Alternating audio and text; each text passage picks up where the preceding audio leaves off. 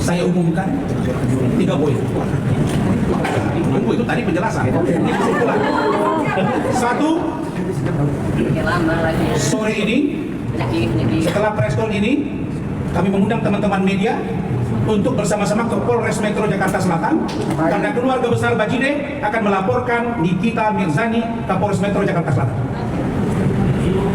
Yang kedua, minggu depan kami infokan kepada media, nanti kita ketemu di salah satu Polres atau Polda karena 11 pengacara atau 10 pengacara akan melaporkan saudari NM ke pihak berwajib dugaan fitnah dan pencemaran nama baik. Kemudian minggu depan juga, mungkin kelam 1 hari, kami tim hukum dan keluarga Bajide bersama Fadel akan datang ke KPAI, Komisi Perlindungan Anak Indonesia, dan Lembaga Perlindungan Anak Indonesia, terutama Kak Seto Mulyadi yang sudah pernah bertemu dengan Loli secara langsung dan Fadel. Bahkan psikolog kami akan datang, kami akan sampaikan agar KPAI bertindak dan Kementerian PPA bertindak berdasarkan data dan fakta yang kami terima. Kami tidak mungkin bisa membiarkan, begitu ya, ada sesuatu yang tidak baik terjadi kepada anak di bawah umur atas nama ibu dan anak di bawah umur, membiarkan tindakan yang sangat mengkhawatirkan sebagai mereka tahu. Karena itu sebagai warga negara kami sudah diskusi, maka warga negara kalau dia menyaksikan ada satu dugaan kejahatan, dia tidak boleh membiarkan. Maka kami akan mendatangi lembaga terkait dan akan membuat pengaduan ke Bareskrim Mabes Polri dugaan penelantaran anak yang diduga dilakukan saudari NN. 4 poin ini cukup untuk membuat kau belajar dan koreksi diri. Demikian dari kami. Silakan pertanyaan. Bang, nanya bang. Yang cepat dari kita Bigi. Kenapa yang lama?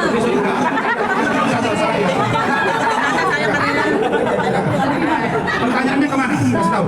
Mas Martin. Kepada siapa? Kepada Martin. Oke, silakan.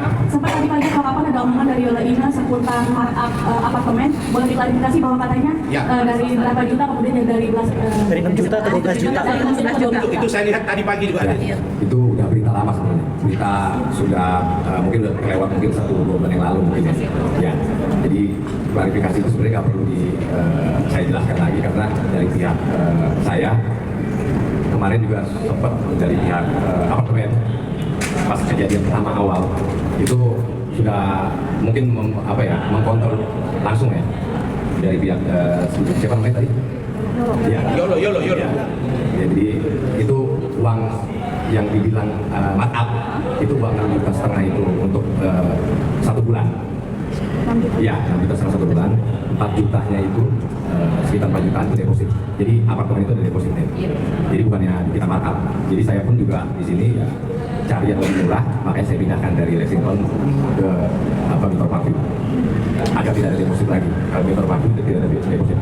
Deposit itu jelas dari pengelola atau? Iya, jelas dari pengelola. Bisa mungkin nanti ditanyakan langsung, bisa telepon. Dan saya punya apartemen, mohon maaf, kalau orang kontrak pasti saya minta depositnya. Nah, memang begitu. Kenapa perlu deposit? Mana tahu si itu ada barang yang rusak dan lain-lain, jadi dia ganti. Oke? Satu. Bang, nanya. Yang mana dulu? Betul, Bang. Saya dari tadi. Oke bang, mungkin terkait keluarga pada juga bang, mungkin kan kemarin banyak yang menyerang keluarga perihal pembangunan rumah segala, terus mungkin sampai privasi juga, seperti apa sih sampai detik ini apakah dari keluarga sendiri memang akan mengungsikan atau sosialisasi seperti apa mungkin dari Begini. ya takut keluar rumah seperti apa atau masih layaknya? Ada dua pertanyaan itu. Saya sampaikan aja yang dimaksud ini. Satu, kalian terganggu apa enggak dengan pemberitaan? Yang kedua, rumah kalian sedang renovasi, diduga itu uang dari Loli. Nah, coba jawab. Kan kesana arahnya. Jadi yang pertama tidak sama sekali terganggu, ya kan? Yang kedua tidak ada sepeser pun uang dari Loli, karena Loli pun datang sini juga tidak bawa uang. Yang ada mereka yang kita bantu, kita carikan apartemen. Terus dari pihak Loli juga kan membawa masalah yang uang ya soal itu ya. Nah, jadi itu aja sih. Jadi ya kalau dilihat dari mungkin logika ya, dia membawa masalah, terus difitnah kita 400 juta lah atau apalah ya kan itu. Ya kita sih ya udah pikiran mereka sendiri yang fitnah mereka. Kan nanti kan di sini terungkapnya fakta dan kebenarannya ada.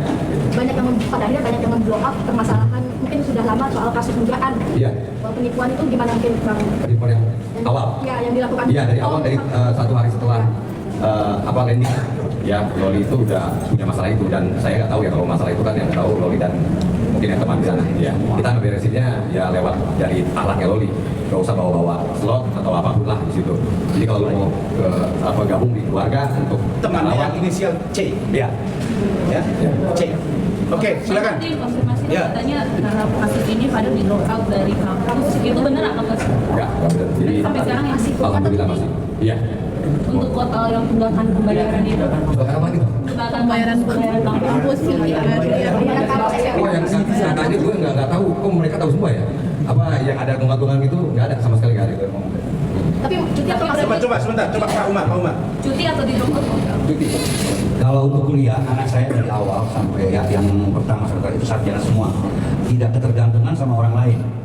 Apalagi kalau dilihat si Loli itu datang cuma bawa perkara, bawa masalah, kita benahin satu-satu. Itu big trouble, big problem. Kita ini, tapi pihak dari sana, dari ibunya tidak pernah tahu. Sampai dia baru dapat endorse kecil-kecilan, baru mulai masuk ngutik-ngutik saya. Jadi awalnya mereka dari pihak keluarganya tahu ini masalah dari sana besar sekali. Oli itu berbagai macam masalah. Jadi kita yang ini Ya kita luruskan. luruskan semua, selesai semua itu. Baru ada endorse masuk, itu juga nggak besar, kecil gitu. Jadi jangan disangkutin kita renovasi apa itu usaha kita sendiri, nggak ada. Oli itu seperti bawa uang dari surga, nggak ada itu. Datang melarat dia, ya asal tahu aja. Jadi jangan ngomong besar ibunya nih. Itu datang nyusahin orang, bikin masalah di rumah. Jadi kita, kalau anak-anak saya tuh saya didik akidah imannya tebal semua. Jadi alhamdulillah jalannya lurus-lurus saja. Ada tekanan menerima Loli? Tidak ada, saya cuma melihat kalau bukan satu aja yang terlambat. Sebelum Loli banyak, nggak banyak sih beberapa. Jadi kita jadi kayak wah memamerkan itu. Dia sempat bisa lepas dari kita, silakan. Jadi beberapa orang kalau ini saya nggak tahu itu anak siapa, saya tidak bangga, nggak ada artinya bagi saya. Cuma ini anak, sebenarnya saya lihat ini terlantar. Jadi kasihan, kemanusiaan, kita tolong, kita arahin. Pas waktu itu bulan puasa pun kita sampai kaget. Belum pernah saya terawih bareng, ini bareng. Jadi udah, saya kayak kiai. Pengakuan Saya sampai tanya itu. Pernah dia suatu waktu mau terawih ya. Ini saya sampai kaget. Dari keadaan mens ikut terawih. Itu yang saya bingung ini, apa nggak diajarin kok? Sananya boleh gitu. Akhirnya saya suruh balik. Banyak orang yang Itu. Jadi saya tuh sebenarnya nggak mau ngomong kayak gini. Jadi istilahnya saya tuh nggak mau kebanyakan orang terkadang kita timbal balik atau gimana gitu. Saya nggak perlu terima kasih, nggak perlu apapun. Yang penting anak bisa terarah, akidahnya ada, imannya jadi, nah gitu lah. Tapi kalau sampai saya difitnah sampai begini, ya itu hanya Allah yang tahu aja. Baik, silakan. Assalamualaikum. Ya, coba silakan. Ya, selamat sore. Saya mau bertanya sama Mas Rasman. Mas Rasman ini kan Pak.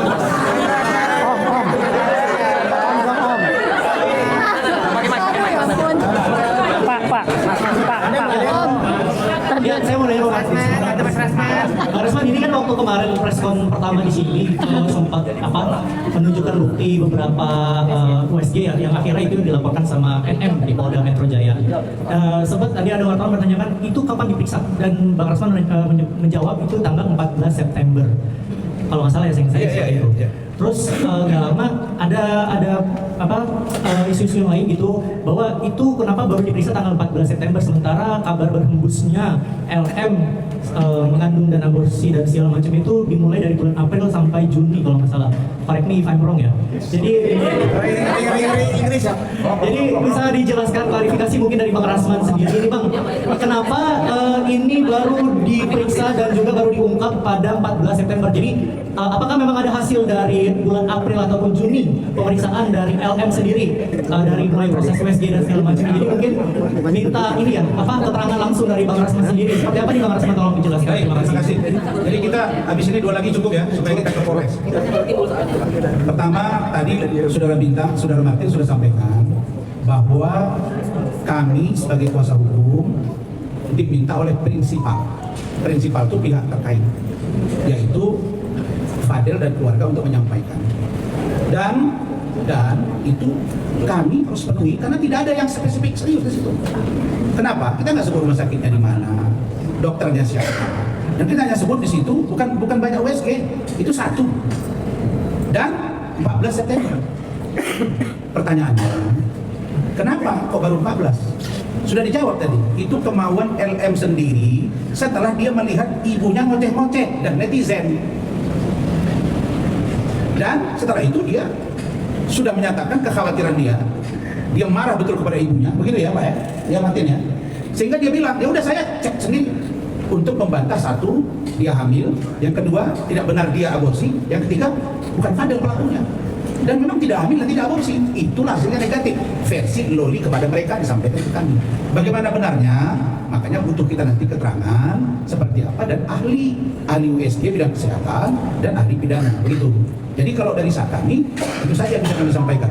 April ke bawah, Juni kan mereka bilang, coba ingat-ingat apa yang dilakukan Juni, April, Juli. Makanya saya ingat-ingat, saya nggak ikut di situ kok ingat-ingat. Saya sudah dengar penjelasan dari Fadel, dia ingat semua ini, terus nggak ada apa-apa kemarin sama dia. Ya. Maret, April, Mei, Juli, Agustus, September, runut dijelasin. Nggak ada yang spesifik. Yang ditunjukkan hanya kakak, ya kan, akte kelahiran. Nanti kami mau lihat kalau ada visum kan ada pembanding. Nah, jadi kalau pengacaranya datang lagi ke sana hari ini, saya bingung juga itu ngapain ya bolak-balik ke sana. Pergi aja ke kantor duduk di sana. Oke, cukup ya? Ya. Masih soal aborsi juga. Kasih Mega, biar didengar semuanya. Tapi ini aborsi ini kawan ini. Mengenai sama Bang Rasman ini masih soal aborsi juga. Katanya pihak sana itu kan bilang Laura sudah menjalani visum kedua. Artinya tadi Abang sendiri juga membantah gitu ya. Bisa dibilang mungkin itu benar adanya hamil dan aborsi menurut tanggapan Abang dari visum kedua itu. Begini, kalau orang aborsi, tentu di mana tempatnya, dokternya siapa, kemudian kapan, lalu kalau aborsi berarti kan hamil, kapan hamilnya, dan berapa lama kandungan. Kalau dia sudah hamil lebih dari 3 bulan lalu dia aborsi, itu biasanya sudah sebesar cicak. Tapi kalau sebelum itu masih gumpalan darah. Tapi itu pun biasanya yang kami tahu, kalaupun dia sudah menstruasi, kemudian dicek, itu selalunya masih positif. Juli, Agustus, September, iya kan? September Loli sudah datang ke mereka awal September mau melaporkan ibunya. Tapi itu pun kita akan uji. Kami juga sudah mintakan agar si dokter yang memeriksa Loli negatif itu untuk diminta juga keterangan. Karena itu benar tidak kemauan Loli atau ada Fadel di situ. Tapi yang pasti informasi itu tidak ada. Begitu. Cukup satu lagi. Om Memar. Kamu terus. Nanya apa? Enggak ini. Udah nggak usah. Ke saya, cukup. Enggak kan ada dari kasus ini kan Om Memar maaf. Apa itu? Aku blow up lagi kasus-kasus lama sampai ada yang bilang penipuan dan lain Nah, udah saya juga di blow up sama mantan-mantan istri saya semua di blow up. Kamu ini udah nggak usah ditanya. Udah cukup ya. Terima kasih. Sampai ketemu di Polres Metro Jakarta Selatan. Kami jalan dari sini. Terima kasih. Selamat sore. Wassalamualaikum warahmatullahi wabarakatuh. Selamat sore.